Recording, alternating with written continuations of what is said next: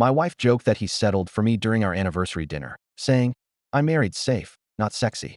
The waiter smiled uncomfortably. I pulled out the gift box, handed it over, and said, "Here's your safe divorce agreement." She opened it, and her face went pale. I've never been the kind of man who needed the spotlight. My name's Brent, and I've always found comfort in routine. Simple days, quiet evenings, a predictable life. Born and raised in Des Moines, Iowa, I've worked as an insurance adjuster for most of my adult life. I liked the job well enough. Paperwork, numbers, the occasional client meeting. It paid the bills, kept the house warm in the winter, and gave my daughter a steady upbringing. For 17 years, I was married to Jen. We met at a college alumni event, one of those awkward mixers with name tags and stale wine. She was sharp, polished, and ambitious. She worked in marketing, always had a way with words, and could light up a room with a smile. I was quieter, more reserved, the type who observed before speaking. She said she liked that about me. Said I grounded her. We built a life together. Bought a modest 2-story house near Grays Lake. Raised a daughter, Ava, who became the center of our world. We went on family vacations to Wisconsin Dells, spent summers grilling in the backyard, winters watching Christmas movies under a shared blanket. From the outside, it probably looked ideal. And for a long time, I thought it was. But somewhere along the way, something shifted. I couldn't pinpoint the exact moment, but it was like a slow leak in a tire, gradual, almost unnoticeable, until one day the whole thing goes flat and leaves you stranded. Jen started staying late at work more often. She became harder to reach. Her laughter was less frequent, her gaze more distant. She still smiled, still played her part, but something behind her eyes had changed. I noticed, but I told myself it was just stress. Everyone gets tired. Everyone has bad weeks. Months. Then came our anniversary. 17 years. I made a reservation at 801 Shop House, a place we'd been to a few times before. I wore a blazer she'd once complimented, picked out a bottle of wine I knew she liked, even had the waiter bring out a small chocolate dessert with "Happy Anniversary" written in raspberry sauce. I wanted it to feel special, even if we weren't exactly in sync anymore. We talked about Ava, about work, about how the server looked like someone from a TV show we used to watch. The conversation was light, but it felt choreographed, like we were both reading from a script written years ago. And then, out of nowhere, she laughed. Not a joyful laugh, more like a release, dry and brittle. She looked at me, tilted her glass, and said, "I married safe." Not sexy. It wasn't the words that hurt. It was the way she said them. Like she wasn't trying to be cruel. Just honest. The waiter, mid-pour, froze for a second. He gave an awkward smile and backed away. I stared at her. I didn't say anything. Didn't ask what she meant. I knew. Deep down, I'd always known. I wasn't her passion. I was her stability. I was the guy who showed up, who fixed the leaky sink, who remembered to change the furnace filters. And in that moment, something inside me gave way. I reached into my coat pocket and pulled out a small velvet box. Not jewelry, not a surprise vacation, but a folded set of divorce papers. I placed it on the table and slid it across to her. "Here's your safe divorce agreement," I said. Her expression didn't change right away. She looked at the box, then at me, then back at the box. When she opened it and saw the papers inside, her face was drained of color. Her fingers trembled slightly as she picked them up. "Brent," she said, her voice barely above a whisper. I stood up. "Let's not do this here," I said. "I'll be in the car." I left her at the table, the dessert untouched, the wine half finished. The ride home was silent. She didn't try to speak. I didn't offer any words. The only sound was the hum of the tires against the pavement and the occasional click of the turn signal. When we got home, she went upstairs without saying a word. I sat in the garage for over an hour, staring at the tools I never used, the half-empty shelves, the echoes of a life that now felt like someone else's. The next morning, she didn't mention the papers. Neither did I. But something between us had broken. Irreparably. Over the next few weeks, we moved like ghosts through the house. We spoke only when necessary. About Ava's school schedule, about bills, about who was picking up groceries. There was no fighting, no shouting. Just silence. Then one evening, after Ava had gone to sleep, she sat down across from me at the kitchen table.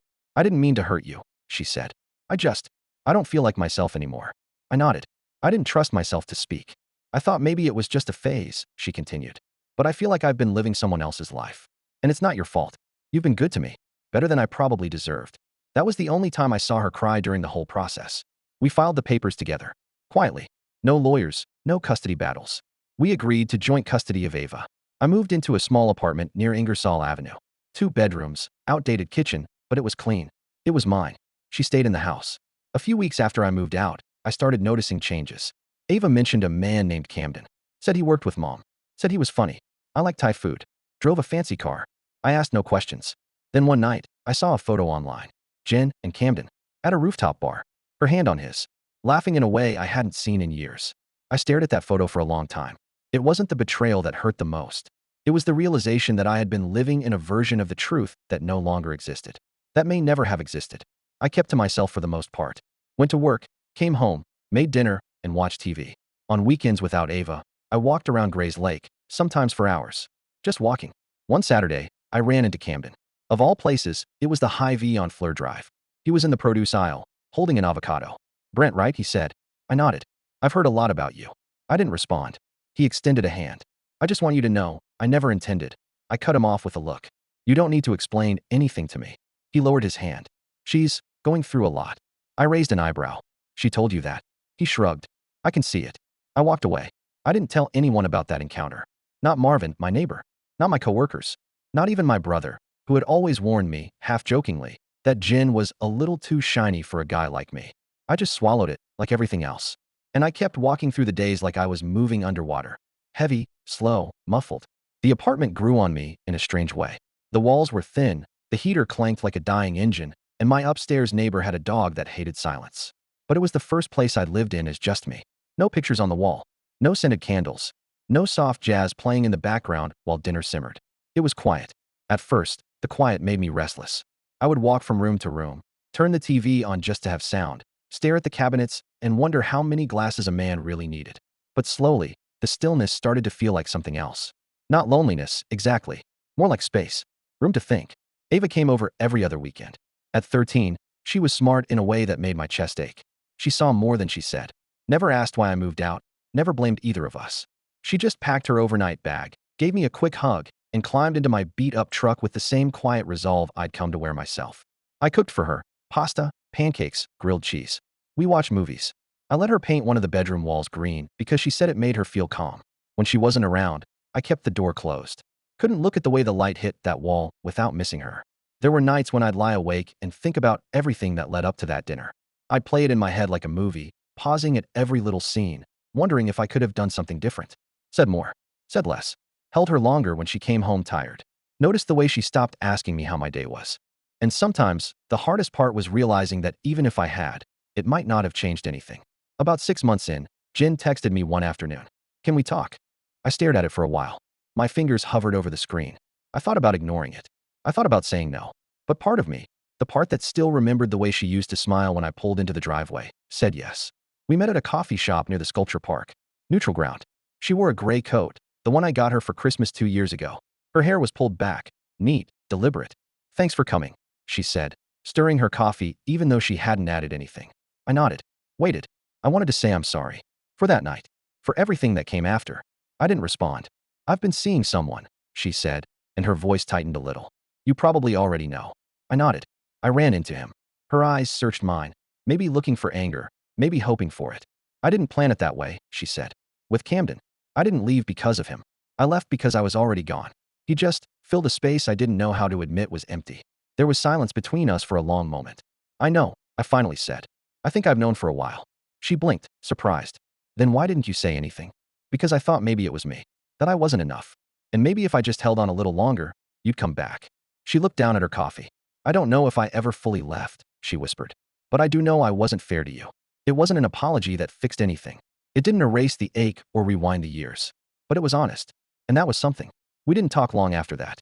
She asked how Ava was adjusting, and said she missed hearing her sing in the shower. I told her Ava was strong. Smarter than both of us. She smiled at that. As we left, she reached out and touched my arm. "Thank you," she said. "For everything. For years. For not yelling. For letting me go." I didn't know what to say to that. So I just nodded and watched her walk away. Later that week, Ava asked if she could bring a friend over during her stay. "Of course," I said, trying to sound casual. Her friend was a girl named Riley, quiet, polite, braces and all. They did homework, baked cookies, and giggled over TikTok videos. Normal kid stuff. It felt good. Like life was still moving forward, even if it was a different kind of life now. That Saturday, I went out to the garage and dusted off my old fishing gear. Hadn't touched it in years. But I figured maybe it was time to do something that had nothing to do with anyone else.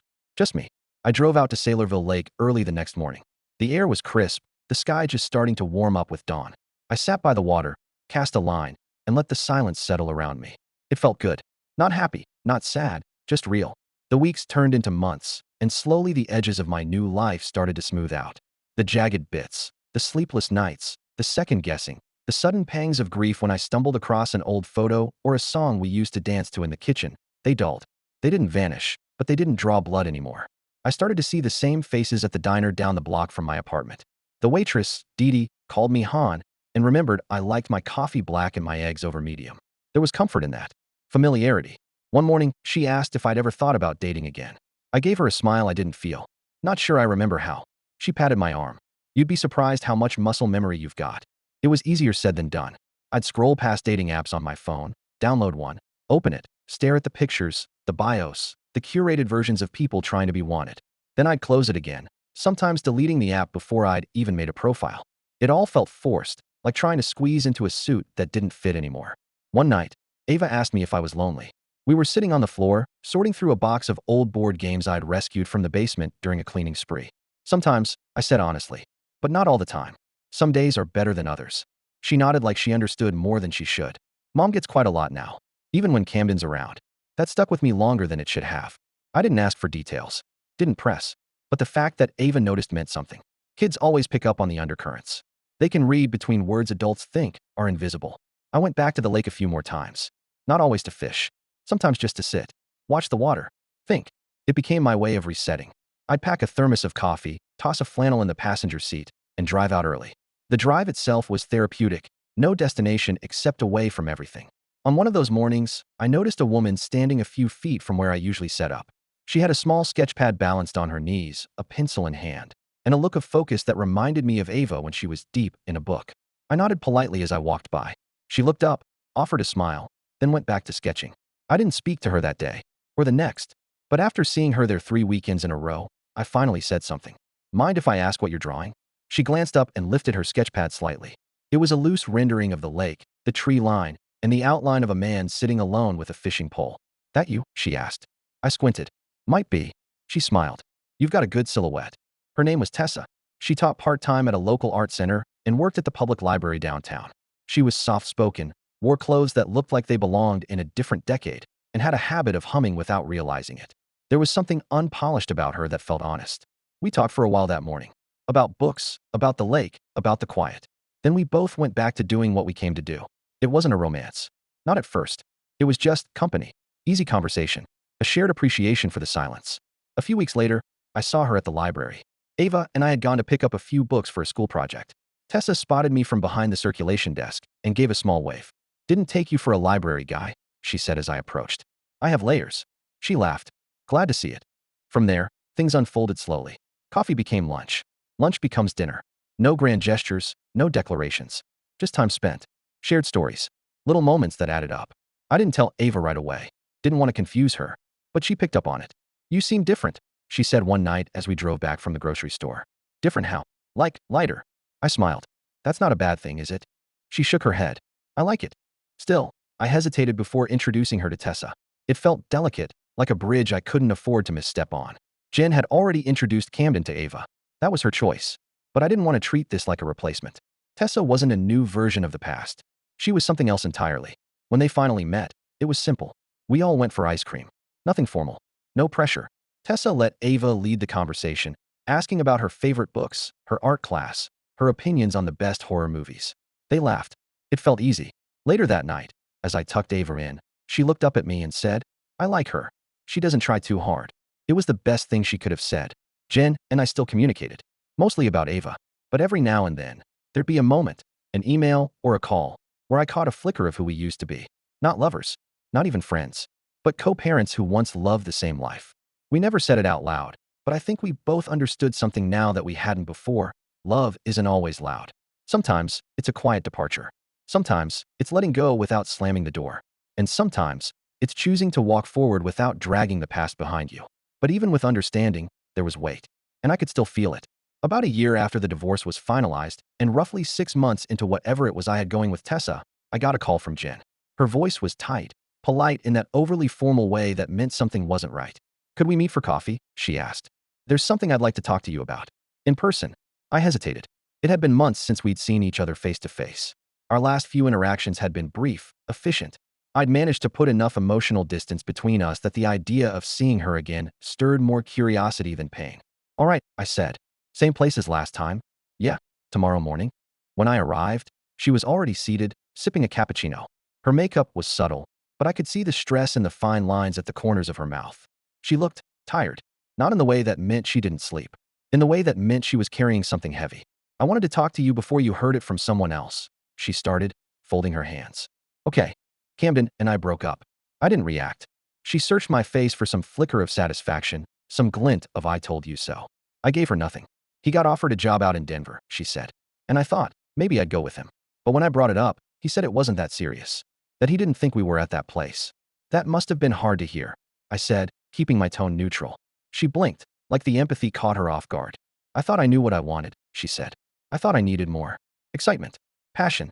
I kept telling myself I was too young to feel like life was over. And now? I asked.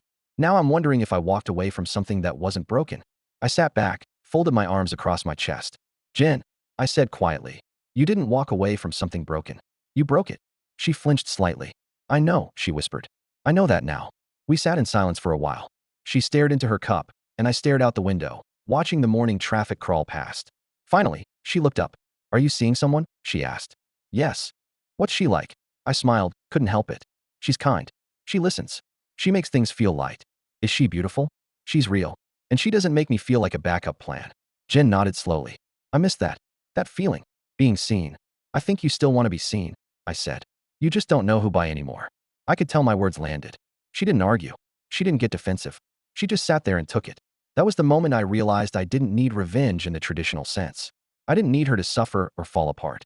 The truth was enough. She had chased a version of happiness she thought she deserved, and when she caught it, it slipped through her fingers like sand. But that wasn't the satisfying part. That came later. A few weeks after our meeting, I got an email from a mutual friend, someone who had always floated on the periphery of our social circle. Her name was Dana. We hadn't talked in ages. She wrote, Hey Brent, I ran into Jen the other day. She told me you're doing really well, and honestly, she sounded jealous. It's wild how things change, huh? I didn't respond, but I reread the message twice. Then came the neighborhood fundraiser. Jen still lived in the old house, and Ava's school was hosting a big parent volunteer event at the community center. Tessa came with me. It wasn't a statement. I didn't parade her around, but I introduced her to a few people, smiled as she made easy conversation with the other parents, and stood back while she complimented the school art display Ava had contributed to. Jen was there, of course. When she saw us walk in, I caught the flash in her eyes. Not anger, not sadness, something else. Recognition. She walked over eventually. We made small talk. She complimented Tessa's earrings. Tessa, with perfect calm, smiled and said, Brent picked them out. He has surprisingly good taste. Jen's gaze flicked to mine, like she didn't recognize the man standing next to this woman. Because she didn't. I had changed. I'd stopped being her shadow, her fallback, her safe choice. I was someone else now, someone who had learned that peace isn't something you beg for. It's something you build. And if you're lucky, someone who sees your worth walks into the middle of it and sits down beside you. Later, as Tessa and I left, hand in hand, I glanced over my shoulder. Jen stood alone by the entrance, arms crossed, eyes scanning the crowd. Looking, searching. For what? I don't know. Maybe for what she gave up. Maybe for who she used to be. But I wasn't angry anymore. I wasn't sad. And that, in the end, was the revenge I didn't even know I needed.